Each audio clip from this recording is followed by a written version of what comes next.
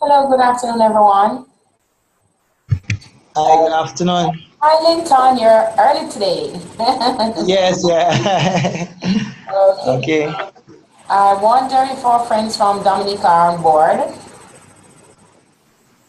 St. Lucia. Yes, I am. Oh, sorry, Linton. Okay, you're from St. Lucia.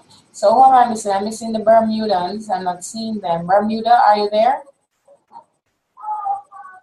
Okay. Um, Linton, I noticed Ava hasn't been for maybe two classes now. Is she okay? Yeah, she was there last class, Oh, okay, but okay. she came late. Oh, okay. Yeah. Oh, um,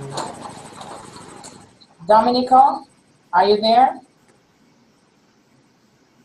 Oh, Linton, look like this was you and I. Oh God. I'm not. Probably the assignment had everybody busy. Oh, shit. I noticed that I didn't get any emails. I said, boy, I don't know Yeah. what's going on. But, Okay. um, oh, no, it's not Ava, it's Kamisha. I haven't seen Kamisha for the past 2 weeks from Dominica, right? I'm just Oh, register, right? yeah. Because Eva have been present Right, that's because correct. our last class it was the two of us who did the book review. Right, that's correct. Yeah. Very accurate recall. Yeah. But all right, let's just wait a few. I'm gonna see if we can get in touch with well, as you can see, Bermuda's the class area is now up. So Okay. so let's just wait a few and see if Dominica will also soon be up because I know we had a problem. The internet seems to have been a bit unstable on our end. Okay. So Bermuda, that's you. You're up and running now. Yes. Okay, okay. Good afternoon. Welcome.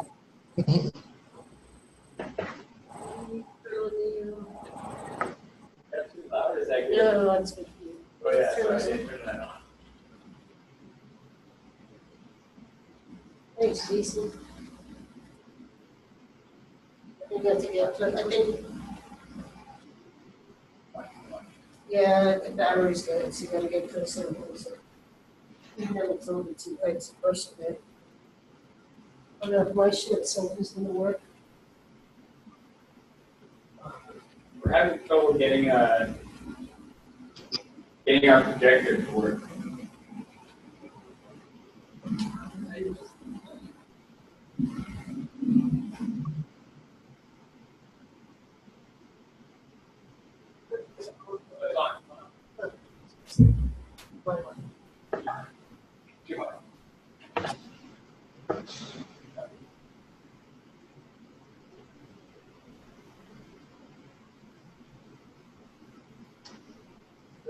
That's a good volume, how it was? Yeah, it was good. I finally scrounged up the book that I want to use. No. Because I always didn't want to use this one or the one I gave you, and someone took one. I was like, let's take my biology text. So I guess I took it. You take those books home with you, or like, you said it's yours, like you actually, they belong to you, It's or? on my shelf. I don't know. Well, yeah, because they're secondhand ones. Oh, This is a quality.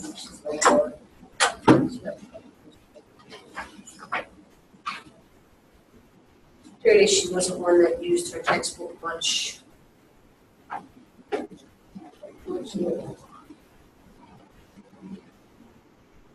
still, I have tried to find it when the teacher gave us the option of doing the paper, classroom reflection paper on like a past class versus this class.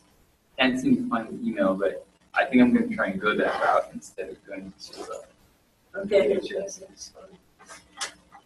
just be a lot easier. Can't find where she said that. So you're gonna compare a past class with, or just two past classes? I guess so, yeah. Something like that.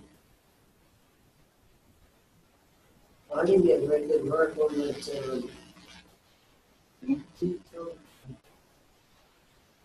17. I did really good. So you're only got 22. Yeah. She like made comments and stuff for you? Said I didn't explain the structuralism and functionalism and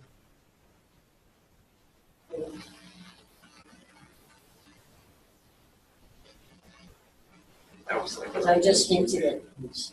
Right. But I figured by hinting at that meant that I wouldn't like this.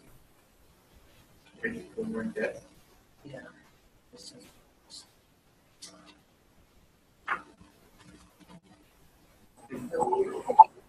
Ladies and gentlemen, or should I say lady and gentlemen, I'm still not hearing from Dominic at this time. But tell me something. Was my member of the class ill yesterday? I understand that there was some emergency. Yes, Vanessa. That's why she's not here today. She's just recovering. Okay. But she's doing better now. Well, I'm not sure because I got an email from her today and she was saying she's actually was in more pain today than she was yesterday. Oh, okay. She's not in the hospital anymore, so I don't think so. Hopefully Okay. She's at home. Yeah. All right. I did get an email from her saying that she wouldn't be able to attend the classes and she wanted the recording and notes and stuff. So, but since I've arrived here on the campus, I learned that there was an emergency. So I was wondering if she was the person, you know. Yeah. Okay. All right. So how is it going with the assignment? Well, we just wait just a few more minutes. Let's just probably go until 4:15.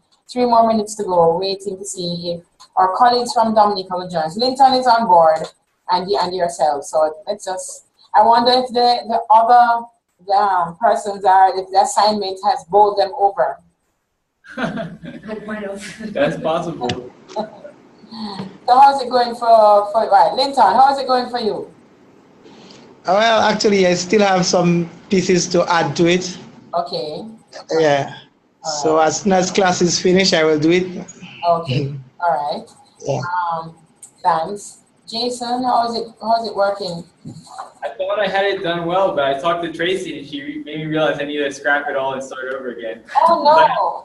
What? I had the full definition for indigenous knowledge. I think that's my intention. Tracy told me it. Well, yeah, she sent me an email, and I think it's part of your critique. In other words, I was just teasing. He's teasing me. Oh. But I thought that was a valid point. Like, I thought her point was really valid, and yeah, that would be a good part of the critique. Right, it's part of the critique, you know. So it's been driving me crazy for a while. So every each class I've been telling Jason, this doesn't make sense. Wrong. I'm trying to get my head around it. It didn't work. Right. Definition of it is. So in a way, you're experiencing border crossing. In Tracy? Does that mean that you, in your own way, you're experiencing border crossing? Yes. Definitely. Or I'm challenging the literature, one or the other. Right. So far towards the end here, it seems as if the course is becoming a real practical walkout for you. You're walking it out. Yes. No, but I finished mine, right? You got that I submitted to you? Yes. Yeah. Okay. I received Hello. That. Samuel is on board now. Yes. All Good right. afternoon. Good afternoon. How are you, sir? Yeah, I'm fine. All right. Are you flying solo again today? Yes. What is Kamisha okay? I noticed I haven't seen her for the past 2 weeks now. You know? I'm not sure whether she'll be coming back. What? Okay, I'll try and get in touch with her directly then. Okay. All right then, thanks. All right. And at this point, I'm not quite sure who else will be joining us. I know that Vanessa won't be coming, but I'm not quite sure what's happening with Ashley. But let's go.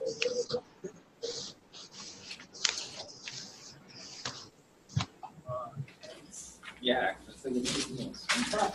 All right. So let's start off first with what's going to be happening leading up to the end. We're just 3 weeks away from the end, and I'm sure that you are a little bit curious. I don't want to use any word like anxiety. No. So curious, I use that adjective. Sure, a little bit curious to what's going to be happening towards the end. So first of all, your in-course test. I'm looking at the date that was originally scheduled for the 30th of April, but we're going to be changing that to the last date, May 7th. So the in-course test will be on the 7th of May. Okay. Leading up to that, the last assignment, which is a readability test, which was scheduled for the 7th of May, we're pushing that forward to the 30th of April. And the reason is that usually students have a test and an assignment to prepare. It's crazy to do both at the same time. So I'm switching them so you have more time to prepare for the test. And I'm going to give you some headings or some topics to focus on for the test. And okay. The assignment, we did some kind of a mock-up to the assignment already in class. So when you have done the portions in the class using your textbooks and you applied one readability test, you have already got a taste of what the assignment is about. So the last assignment, if you have your course outline with you,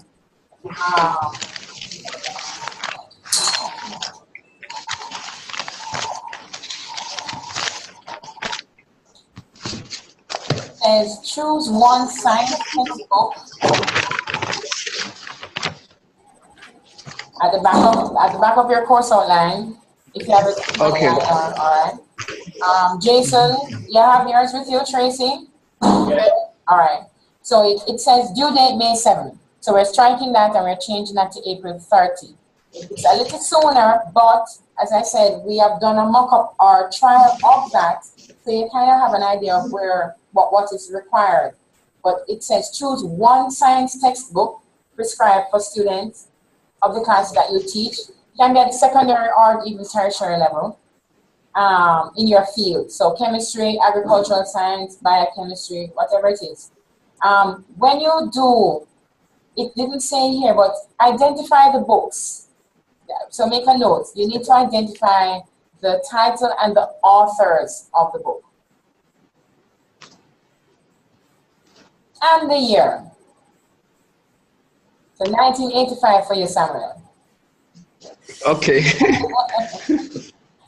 So the authors, the title, the authors, and the year. It says apply 2 readability tests to each of the books. So, to the book. Sorry, this is a modification. In my mind, in times past, we did 2 books. So, sorry, apply 2 readability tests to the science book that you have identified. And you have to compare the results. And it gives you a breakdown of what it is that you're to present for the actual assignment. So it said for each test done, show the readability test results. Explain what it means, and in making your presentation for the science textbook, the readability, you need to identify obviously what test you did, what the results are. It says you can present that in a table. And basically, what do the results mean? All of that can be in a table. I have no problem with that. The second section says, part B, discuss the implications of your findings for teaching and learning of the subject. So depending on the outcome, if it's above the reading level or below the reading level, what does it mean for you as a teacher or for the students for that matter? So for the teaching and learning of the subject.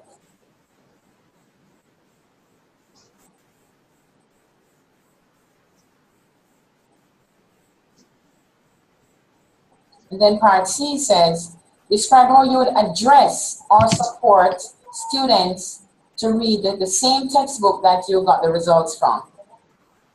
Yes. So as a teacher now, based on the results that you obtained, what would you do? How would you help the students? Do they need any help or support? How would you help them to go through that textbook? Whether it's at their reading level or below their reading level. And all of that, 20 marks. Any questions on that? Everybody's okay so far? Did we discuss that in the, I know we discussed it in class, but in the PowerPoint, ways to help or support students if it's below their reading level? I was just thinking, I don't remember that. That it wasn't clearly, yeah, no, we discussed it, yeah. And let me double check to see what things were we had discussed, possibly rewriting the section or using supporting the information. Person spoke about bringing in additional information, probably guiding them to our website. But you know, I wondered about it, Jason, because I was thinking about it and saying, I don't remember this being in the PowerPoint itself, even though we had a discussion. So I'm going to make a note of that. Thanks for saying it, because I thought about it and saying, is there something missing?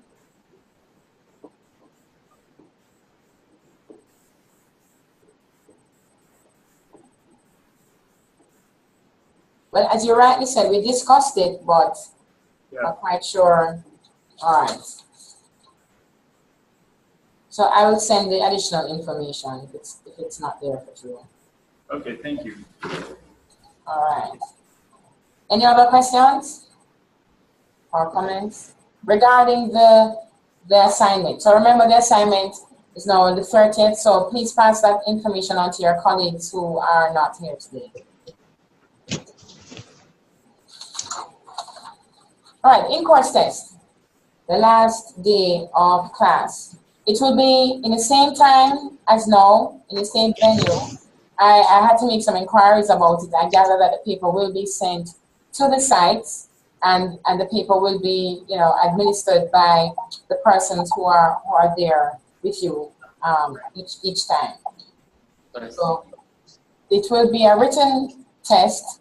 I find out if you get an answer booklet, and those booklets will be collected, and then they will be sent here to Mona. But those are, aside that now, what will the test focus on? Sorry. The idea is that the assignments should really reinforce or try to evaluate how well you've understood the content that the assignments addressed. So if you notice, the first one was about border crossing. The second assignment, the one that you're currently doing, is kind of more on the sociological impact of you know, the course itself, the sociology of science teaching. The third assignment is dealing with readability tests. So essentially, those will not be the main focus for the test. So we'll focus for the test on the things that we have not yet already assessed. So if you go through your course outline from the beginning, so just turn to Unit 1 with me. The areas from which questions can be fetched would be, for example, the portrayal of science in the science syllabus or syllabi. The what, sorry? Number one, yes. What is the sociological impact presented in a science syllabus? Remember, we had looked at chemistry syllabus, physics, biology, and we picked out, or we had tried to highlight, how did these syllabuses try to address any sociological interactions in a classroom? Jason shaking his head like, I don't remember that.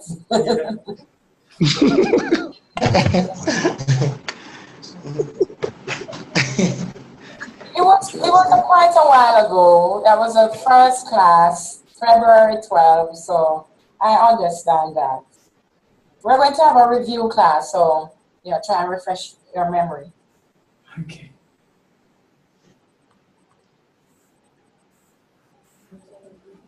In other words, how does the science syllabuses meet the sociological needs of students or of our science classroom? So remember, we had looked at the aims of the various curricula.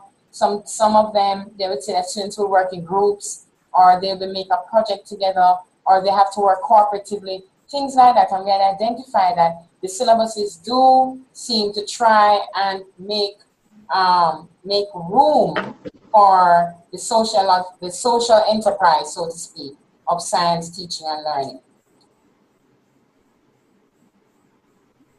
So that's an area where a question could be fielded from. The next area of the syllabus is the classroom setting and interactions, Unit 2.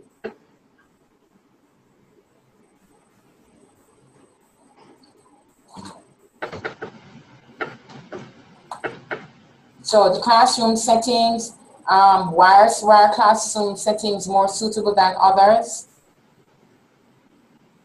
The type of interactions that can occur in the classroom, interactions with the textbook, with each other, with the teacher, how they influence the teaching and learning of science.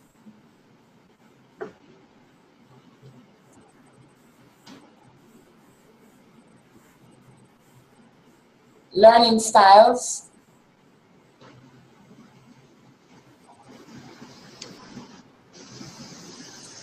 What are the various learning styles? What is the relevance of learning styles in teaching science? What's the implication for teaching and learning, its relevance? How can we apply it? How can we use it?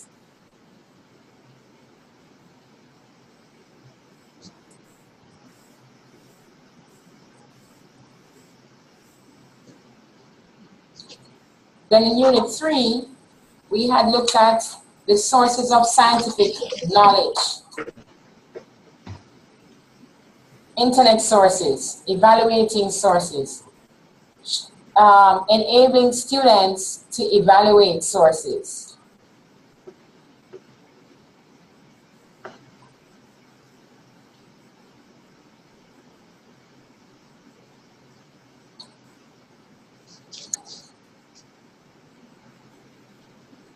And then today, we'll be looking at textual features of textbooks. So there are really 4 main areas that we are looking to identify possible, questions that can be fielded. It's 4, 1, 2, 3, well, 5 really.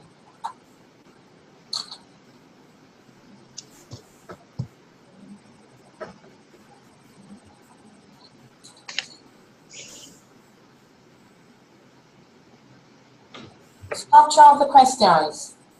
Still a work in progress.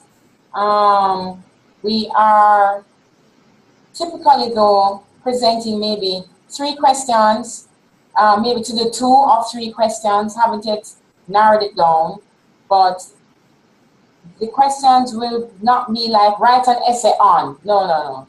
It will be like in parts. Maybe you have to, maybe you're given a statement to evaluate a statement in light of what we have been looking at or learning. It can be putting you in a position where you would have to make certain decisions as maybe someone, in charge of a school, and in light of what we have been doing, how would you approach a particular scenario or mini case?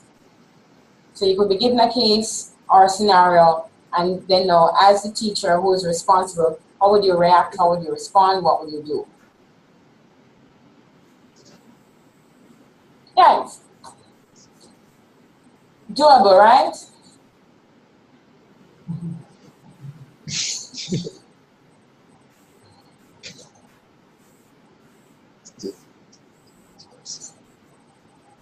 Any questions on that now?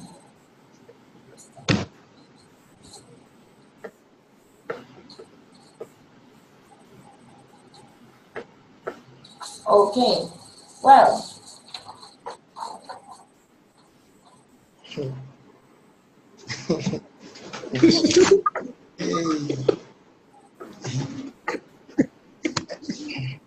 Samir, why are you laughing at?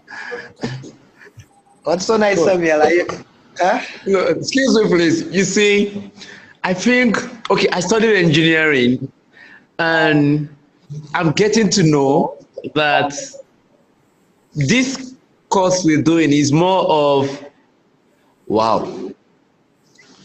It's like, to me, it is more of like we are applying English concepts more than science field. I know this course is like, but the other course I'm doing is more like, oh God, Sam.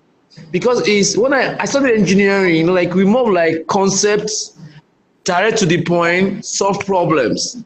I'm now finding out that what we're doing now, especially my second subject course, is more like, wow, how can you apply mostly English concepts, which sometimes, should I say, I'm not really good at, because I notice I have to like critical view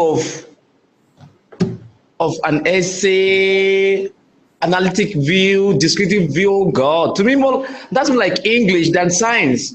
Right, right. So, and it's like I'm not being given opportunity to master it before I'm being graded. Okay. Because I'm sorry, because like what I studied engineering is more like less of analytical review of an essay than concept and application. But find out like I'm not really applying no concepts, just how can you describe an essay, article? I say, wow. Right, right. So far it's like I'm not really happy with what my output is. Okay, okay. All right. How do I'm going to address what you're saying. How do others feel about the course? Because you're right, you're in a science Okay. option, so to speak. But as you write, it's like an English. Yeah. Yes, Linton. Okay, I just want to say the same thing as I share almost the same sentiments as Samuel, because I also did agricultural engineering, and I am somebody that likes to do a lot of practical work. And at the school where I teach, it's like I'm involved more into the practical aspect, because agriculture is done by doing the practical work with the students, but I do not really have much classroom interaction with the students. But however, most times, like when the students come, I have to give them an outline as to what will be done on the field. Right. And so like all the writing and reading and get it out, it's like grammar for me. Sometimes I don't even pay too much attention to it, because that is not really the theme of interest. Okay. But with this course, it's like a lot of reading, a lot of writing, which I am not too strong in. And for this, I have a little fear for the exam. Right, right. Okay, all right. Thank you for sharing. Jason, Tracy, what are your own views? I know you're not in the classroom, but nevertheless. I like the course. You know, my problem was the whole indigenous knowledge thing. Yeah. And I got quite wrapped up in that, so I've fallen a bit behind in the reading. For me, it's just like a lot of reading, and it's not necessarily this course, but the course that we take on Wednesday nights, that I find is too overwhelming. Like there's just like huge amounts. So I think it's hard keeping up. I'm enjoying this course. I prefer this course over the other one. I feel that the stuff that I'm learning here, I could put into a classroom situation. Okay, okay. Jason? Yeah, my background in science is environmental science. Like a part of that was one class we had to take was environmental thought. So that was kind of like the philosophy of the environment. So I have some experience with, like, I guess my background with writing papers and things like that. Can you hear me? You were kind of going in and out a bit. Okay, sorry. Yeah, I'm just saying, in my degree that I got, I've had experience with writing papers and things like that. So I guess I feel kind of comfortable with it. And even though I don't have a classroom, like I can see how these things could be significant in considering in the class, in teaching a class. I mean, I find it interesting, and I find the other class that we take also, it connects to this class. I think a lot of, like, some of the things overlap for me. Okay. I like that I can make connections and wow. Right. I try and look for my phone. I try and look for all kinds of things to get in touch with you. Oh, sorry. Go ahead, Jason. I thought. I am a little concerned about the test, just because I feel like how Tracy said, we have a lot of reading to like balance the readings from both classes, plus do all the assignments and things like that, plus actually retain all the information to be able to do the exam. Like, that's challenging. Like, I have had challenges with keeping up with the readings and stuff like that. So yeah, but it's definitely interesting. I like it. Right. It is a challenge. I mean, especially when you do, as scientists, I guess, and you are, in the case of Samuel and Linton, actively in the classroom, they're so immersed in their scientific concepts. As teachers, that's what we do. We're getting deep into our concepts. And so to try and figure out now how, to be a student, number one, they say teachers make the word students, to be a student, number one, and then to be learning something that you don't see the science component of it. But it can be a challenge to make the transition. But I think the way to appreciate these courses, I don't know what the other courses are, I don't know their content, I don't know what else you do, but I think one of the ways is to try and, apply them. I know that for the colleagues in Bermuda might be a bit difficult because you're not in the classroom now. That's what I was thinking, though.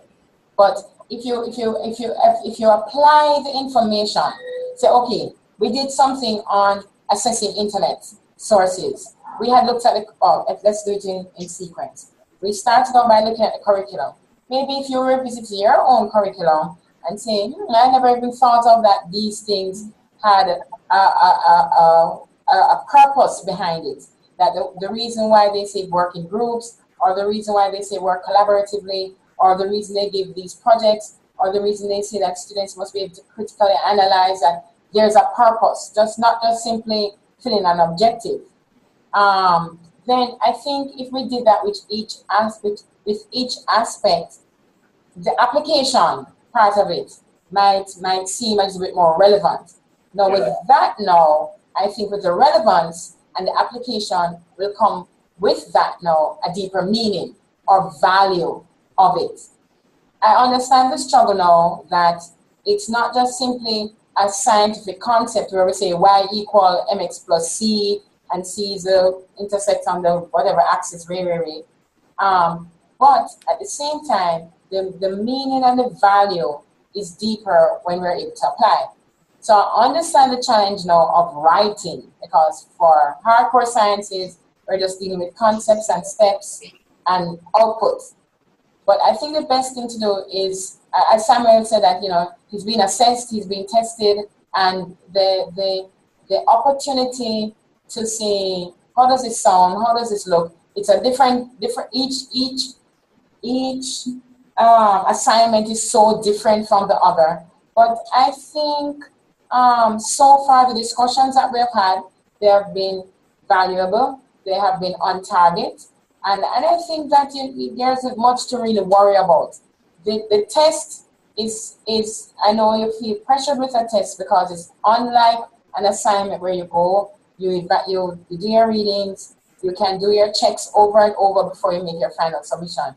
But if you just think of application, because most of the questions that will be asked will be applied information. So don't think so much like, okay, I have to remember that there are 4 learning styles and the one is named this and one is, it's more about the application of the information. So I'm hoping that will bring some kind of ease to those who might be a little bit worried about the depth, the lots of reading, but it's really about the application of it. That's exactly what I was thinking, actually, because I was thinking like it could be looked at like the science of education in a sense, because you get a concept that we learn in class, and then you can say, okay, I'm going to take that concept and apply it in my classroom. Right. So I was thinking maybe that might help with like Samuel and Linton, because that's like a more practical way of looking at it. Right. Like, and then you see, okay, I've applied this. Now, what are the outcomes? What are the results? Exactly. yeah, think about things like that. Because if you notice, we're always inviting, what do you think about this? And I've been encouraging you to try, for those who are actively teaching, try it in your classroom, because the truth is, yes, these are some theories that we're putting out here, some ideas, but what do you think about those ideas? Will it work? Will it not work? Why will it work? Why won't it work?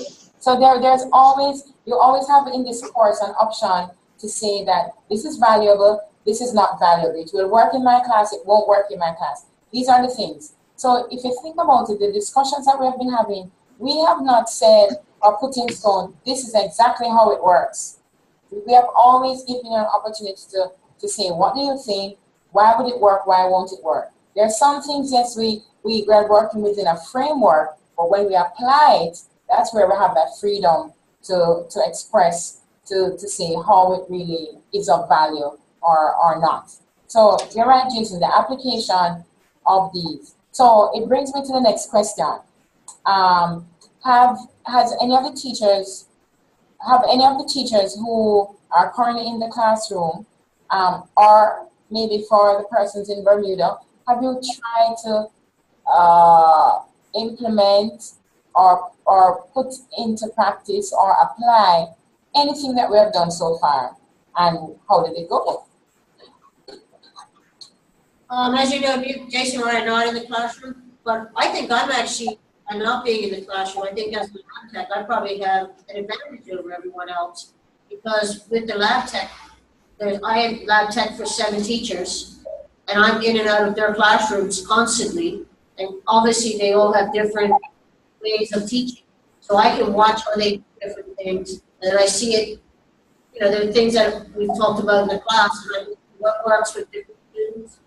And I have a very good working relationship with my coworkers, and I can say, why did you do that? And they tell me, and then to me, I think I probably have the biggest advantage for some of the concepts. Okay, interesting.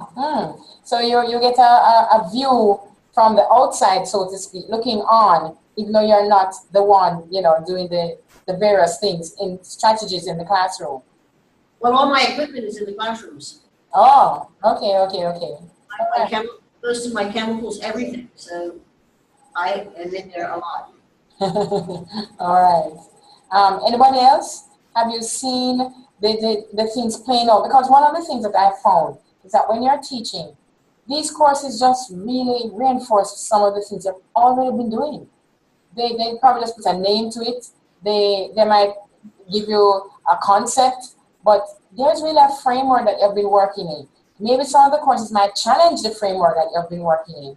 But the idea, though, is that it should really just be augmenting, adding, supplementing, reinforcing, confirming, if not challenging what you are already doing in place. But did anyone putting in place? Did anyone try anything in particular? Yes. Okay. All I did was in my lesson plan, I now put the nature of science to make sure that at least I try to put one nature of science in my lesson plan.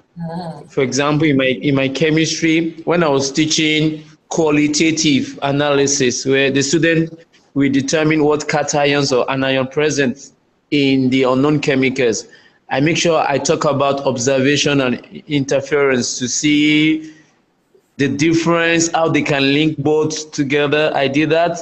And also in my class, some student, like as if I'm focusing more attention on them to see what learning styles they have. Because like I said, there's some students they only want to listen, they will not write. And most times I want to move on, I have to wait for them to write. So I'm try to monitor them to see what learning style they have and how I can help. Because most time I was told some students are very brilliant in primary school, but the kind of learning style they have when they get to Form 4 and Form 5, where they don't want to write until they understand. So it's I'm getting to know them more to see, okay, there's a learning style, how can I help? So at least what he or she has inside, I can bring out the best. So I've been doing that. Okay, good. That's great. Yeah, that's fantastic. All right. I've had the students, do you see, in attempting to understand them and probably making some adjustments, do you see the students responding to you differently in your talk? Yes. Okay, in what way? Yes.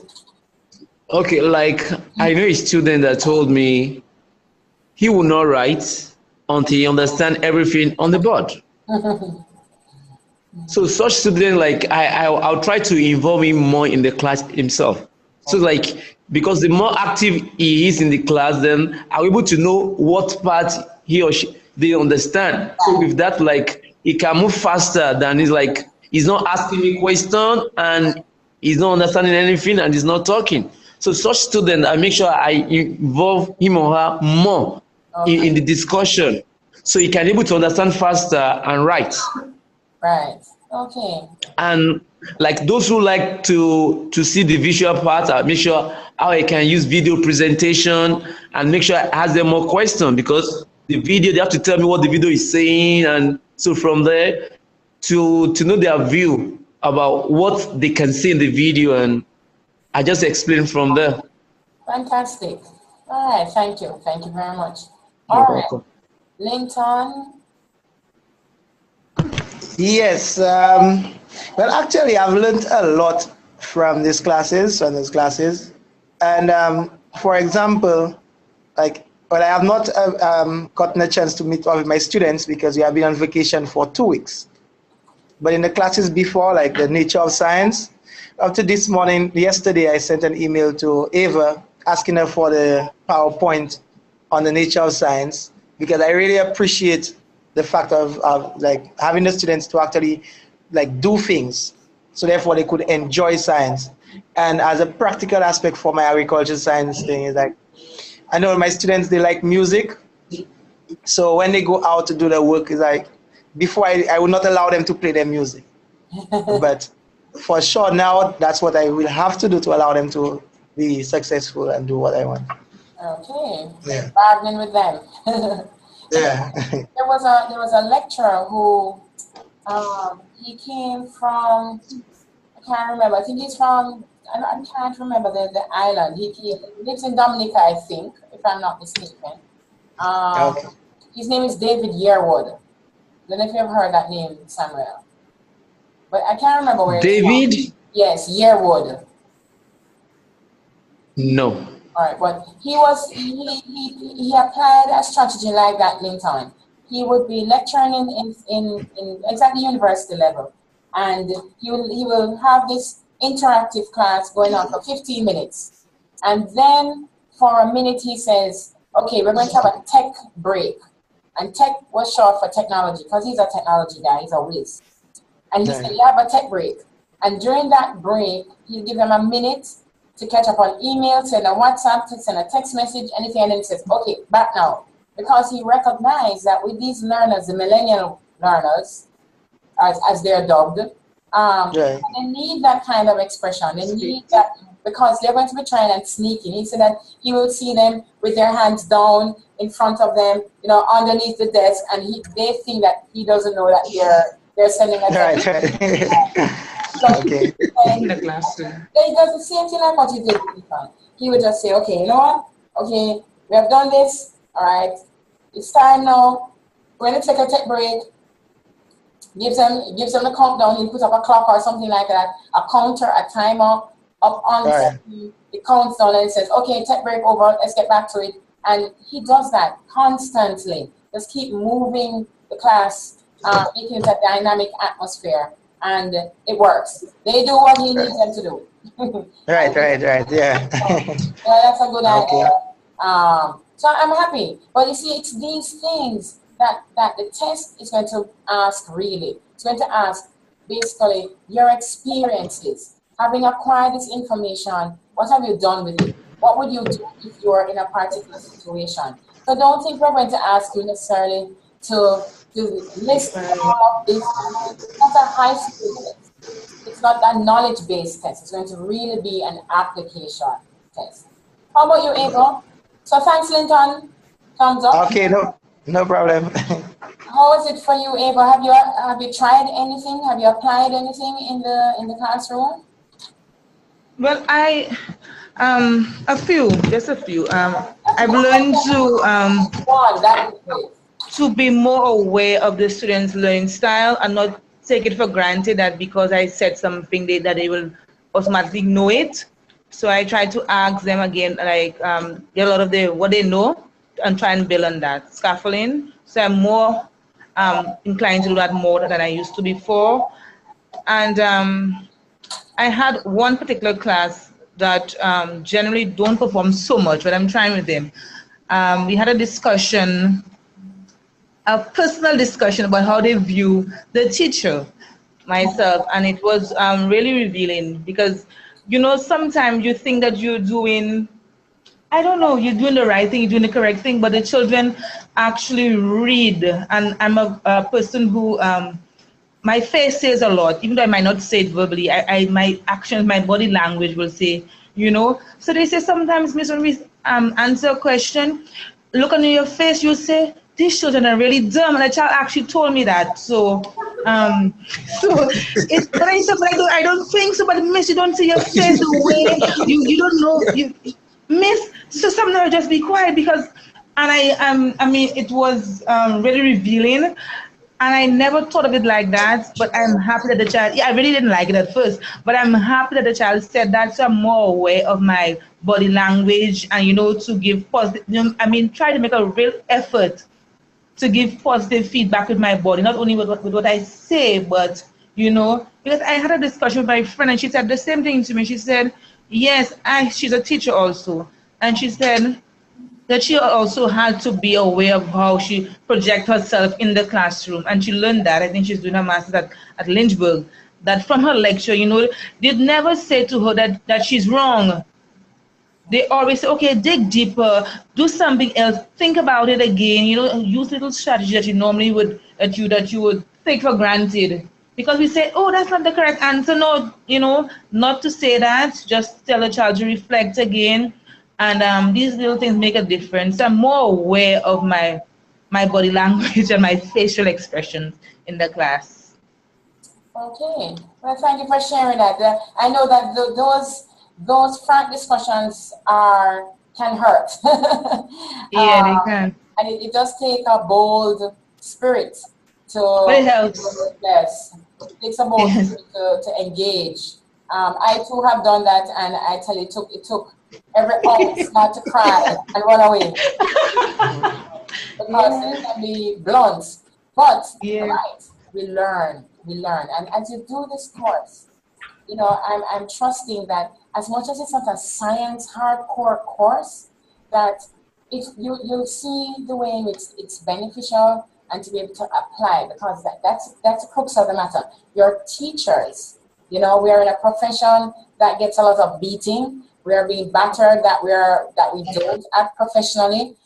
There's this concept that teachers, what they say, if you can't teach, something like that. So if you think about it, we really are trying to be more skilled at what we do. We're trying to improve, you know, and sharpen our teaching or our pedagogical skills. So as you have embarked on this master's and this particular course here about the sociology of the science teaching or science and teaching and learning in the classroom, it's really to help us to help our students. That's just the bottom line.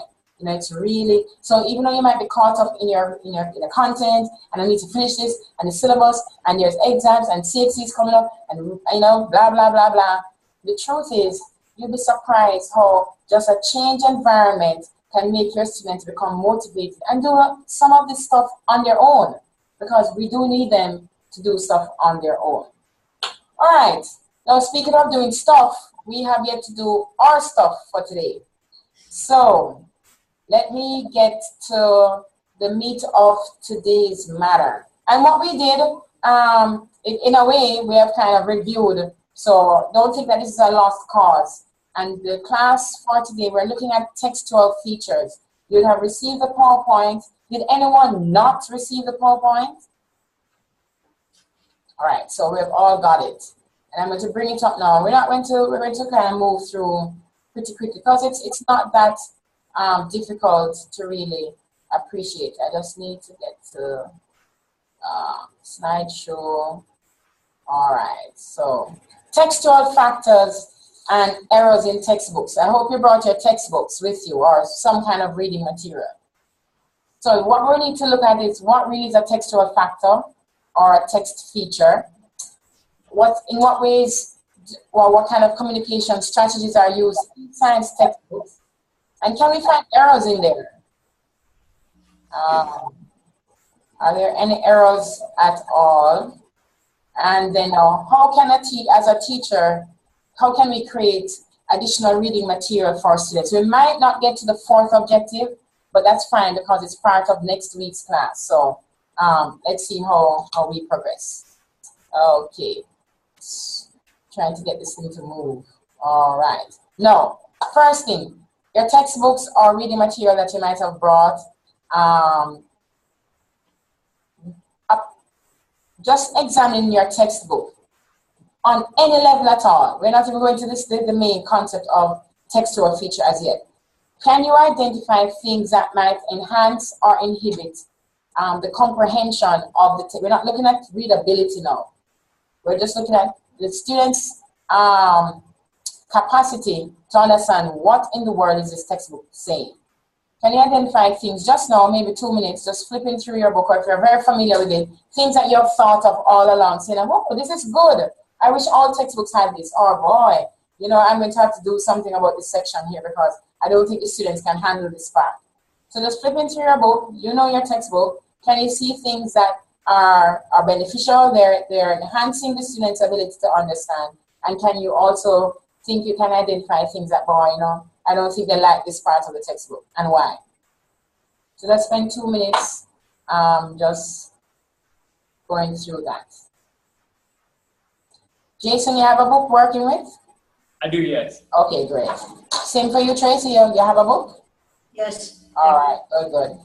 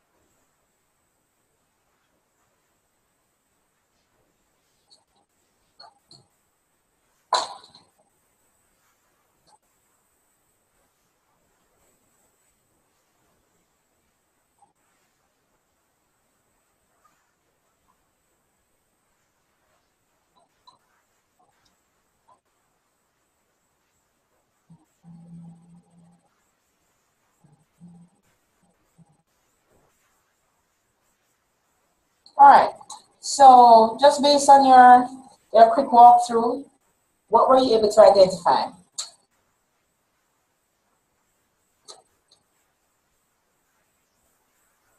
For me, I thought the titles or like subtitles in the chapters, they have them kind of in bold, or it's kind of they stand out. I thought that was good. Okay.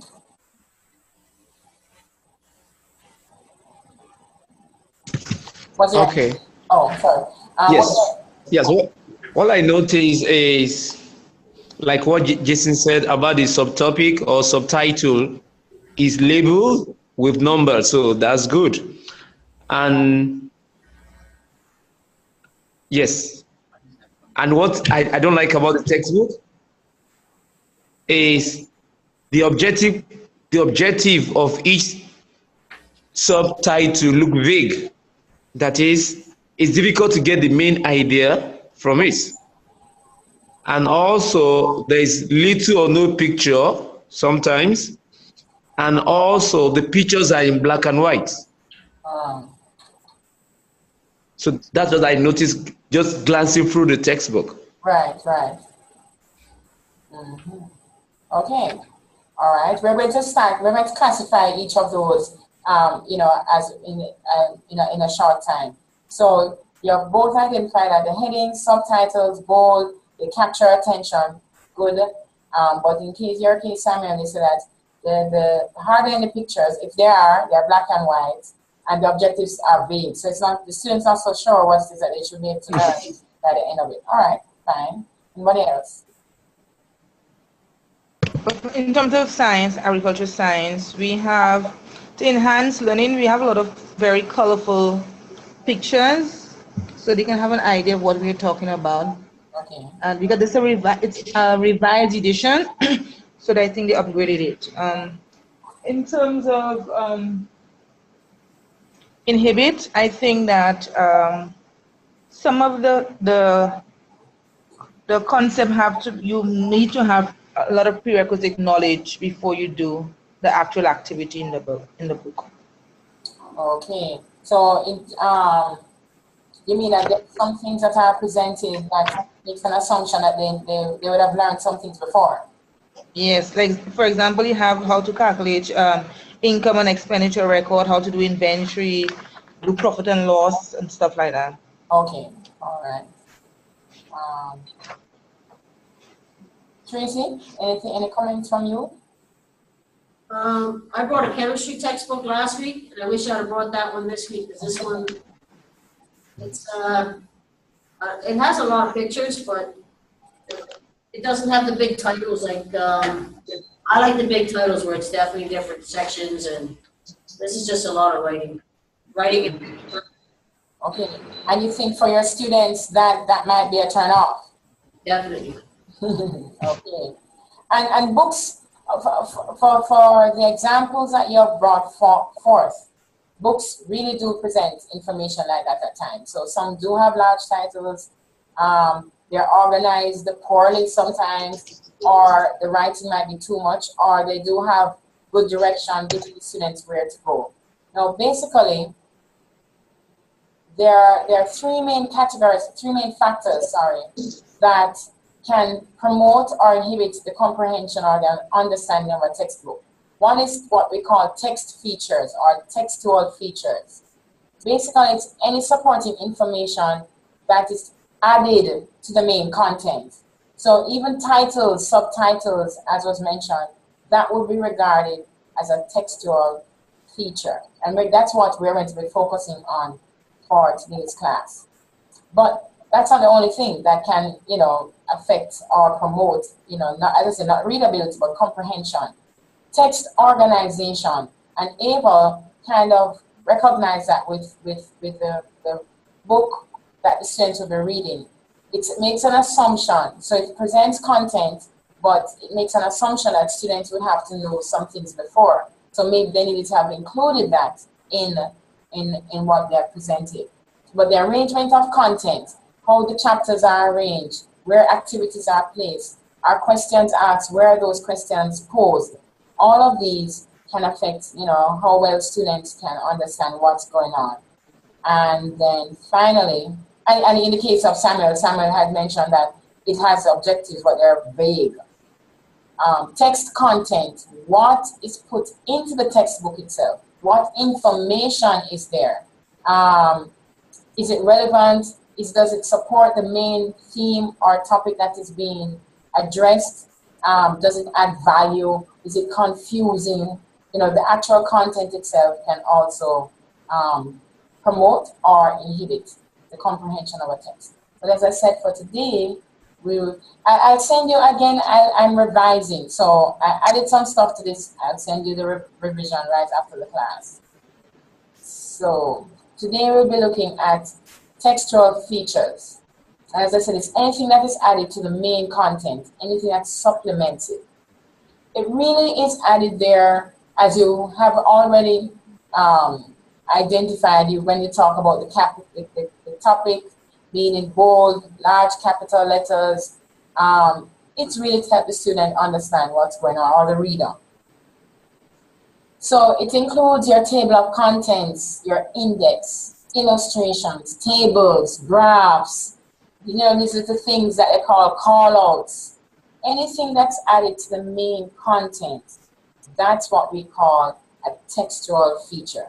Any supporting information to the main content.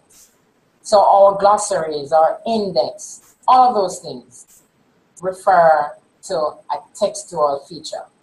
Now, even today, as students, they had an open, not a test, but we call it classwork, and they had to use their textbook, their notebooks to answer the questions. And a student came with his expensive textbook and says, the topic is not in this book. I need a new book. And that's because he has a book different from what we have spoken about 2 weeks ago, a book rental, and the rental book, government book.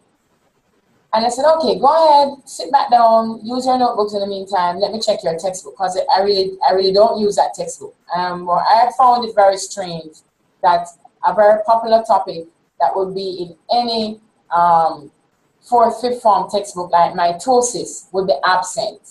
I just simply checked the index, found the page, presented it to him, and like, the students don't know how to use their textbooks. I don't know if any of you have that experience, that they just simply can't even look up. It sounds weird that 14, 15-year-olds can't use their textbooks. We're not talking about reading now. We did readability last time. We're not talking about the readability now. We're talking about just finding information. If you don't tell them page 5, the top left-hand corner, they are lost. That's my experience. What's your experience? I think it's the same. You have to tell them where to find it, the page number, the location, even point it out to them with your finger to show them exactly what you're talking about, you know. But again, on reflection, I'm thinking that, I mean, the students themselves cannot do what they weren't taught properly. Maybe the skill that we give them or whatnot, what they really need.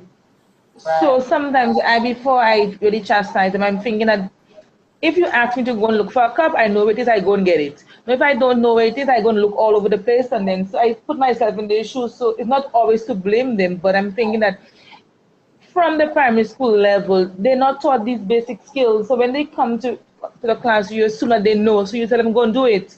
Right. And you actually really have to teach these skills to the students. Can you imagine? Yeah. It's interesting. It's unbelievable. But you're right. We can't hold them accountable for something that they were not exposed to. We probably are making some assumptions. So I think this PowerPoint it kind of gives us a method. It's called a textual walk feature, or text feature walk. I can't remember the expression, but it literally does exactly what Ava was just talking about. It guides the students. We are supposed to just have a class. It's supposed to be done in library studies, you know. These things should be done in courses that's supposed to be transferred, but we know they don't necessarily transfer knowledge and information. But if you have a class, the suggestion I was reading when I was preparing for this class, they said that maybe intermittently, well, they were suggesting at the beginning of a class, introduce your textbook, walk them through it. We're going to go through some text features now, and just basically say, this is what this is what it does, this is the purpose. You can even test them on it. Remember, assessment drives learning. No, it's not your scientific hardcore concepts. We won't be teaching them grafting. at the end of going through this text walk, they won't ever know how to do a genetic cross. They won't know how to titrate, do a titration. However, what we're doing is equipping them so that on their own, they won't become frustrated in trying to figure out, where do I find this information? In this course, we're trying to equip our students and ourselves to make their lives basically more comfortable in your science classroom so they can learn your hardcore scientific concepts. All right? So this, I'm not going to go through this, but basically it was just using how a newspaper actually has the same things that we use in our book. So a glossary, an index, the titles, subheadings, how they might use bold, photographs, illustrations, captions. Really nothing new. It's used not just in science, obviously. It's used for any reading material that we have. So this is the application now. Here is a guide as to how it is that you can carry your students through. Really very simple, very easy. You just select the text that the students have information on, carry them through, but don't do a whole chunk. Don't do the whole book. Probably do a section, maybe a topic, and you bring to their attention the different features that we are very familiar with already, and say, this is where you find this information, or this is the purpose of this. Don't ignore it. And it says, the very last suggestion here, have students determine how the text feature walk improve their comprehension of the content. And I am suggesting to you that if you teach something, assess it. So even if it's to give a quiz and say, what's the purpose of the glossary? Or I want to find a topic, etc., etc. Their textbook, ask them to find where something is located. Assessment drives learning. If you want your students to learn something, ask or try and evaluate what they know about the thing you want them to learn.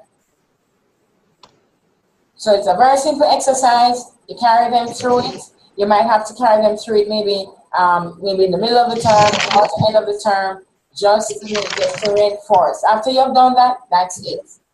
That would guide them through. And as I said, it will make their lives less frustrating, hopefully, if they have, learned and applied what you're doing.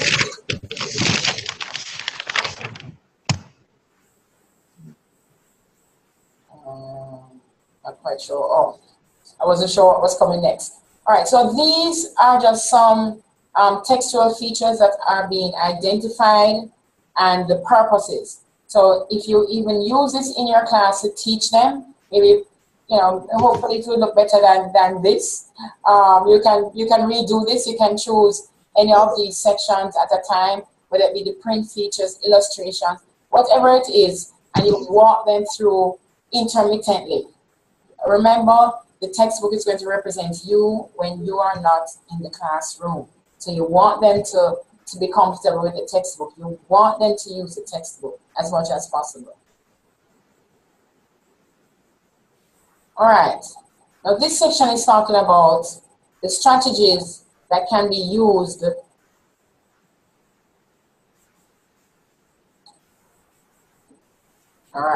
that can be used to bring across the information.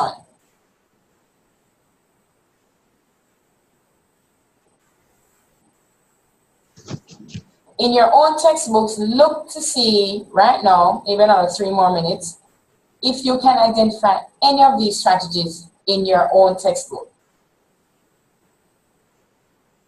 The idea is that it's supposed to make the information more interesting. It's supposed to deepen understanding. Look to see if the strategies, if you see any of these, and if you think that they would be effective or have been effective for your students. So abbreviations, do they explain them? Symbols, are they explained or described? Do they link the information to real life? Do they provide some kind of evidence? To just make it look like it's true. It's not a fairy tale. Do you see evidence of any of these in your textbook. So just spend 3 minutes just glancing through. As I said, you're doing this thing all the time, but now we're putting some names to it.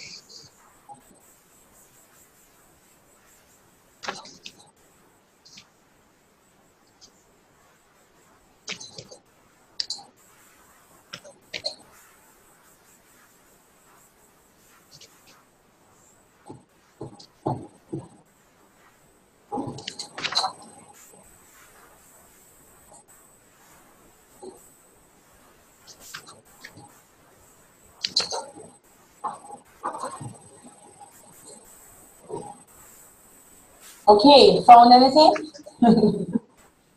of note? In the textbook, in my chemistry textbook, I noticed that we are like an equation is given like symbols, and the symbols are not defined. So I'm seeing under Charles' law, I see V over T, and under Charles' law, like if you don't know what V or T is, like you'll be wondering what is V and T for.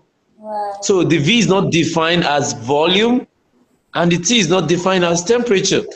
I think they expect the student to have known, Right. but under Charles' law, the symbols are not defined. Does that surprise you? In other words, should they really know? Would they really know? I'm just wondering, would they really know?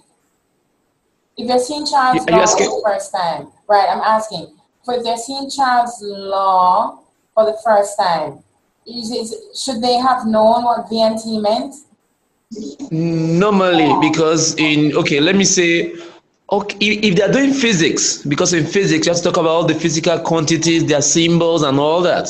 So for sure they will have no V's for volume and T's for temperature. That's if they are doing physics. But in chemistry, like when they see V, Okay. they might like, what is V for? Okay. Unless they are aware of what the Charles law is really about. Right. Interesting. Did you notice that before? No. Interesting. It's funny when you said V over T. For me, I thought T meant time. Okay.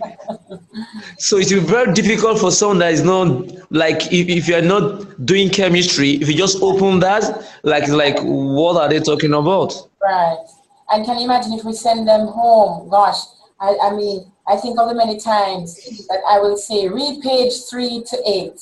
Tomorrow we will do a quiz or we're going to whatever. And when I read pages 3 to 8, gosh, I'm like, just as like you're in shock. That's there. I mean, it's so important that we don't assume that what we've asked them to read, that it's clear. Because I find that textbooks nowadays are not necessarily, they might start out good, but read everything. Read everything. Because you might be satisfied, okay, yes, they can read this is okay, but read everything, whatever you're giving them to read, double check. It's something I'm still struggling with right now. All right, so fine. So you see symbols there, but they have not been clarified, and certainly that might not, that's not going to enhance their reading. Thanks for that. Anybody else has been able to identify a communication strategy that they think is helpful, not helpful?